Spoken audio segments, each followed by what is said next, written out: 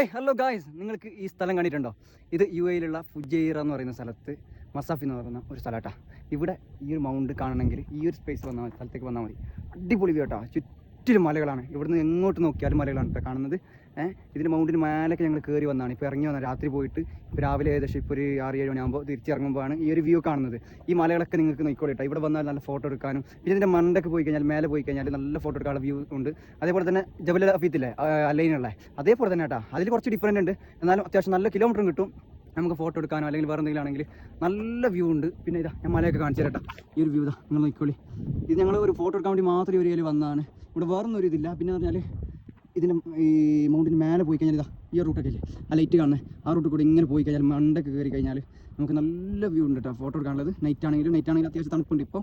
പിന്നെ പകലാണെങ്കിൽ അത്യാവശ്യം നല്ല വ്യൂ കിട്ടുന്ന ഒരു സ്ഥലമാണ്. എന്താ ഇവിടെ നിന്നായിരിക്കും തോന്നുന്നത്, സൂര്യൻ ഉദിക്കുന്നതായിരിക്കും തോന്നുന്നുണ്ട്. ചെറിയൊരു വെട്ടം കാണുന്നുണ്ട് കേട്ടോ, അവിടെ നിന്നായിരിക്കും തോന്നുന്നത്. വലിയ മല കേട്ടോ, ഫുള്ള് പാറക്കല്ലിനെ തുളച്ചുണ്ടാക്കിയാണ് ഇതൊക്കെ മൊത്തം.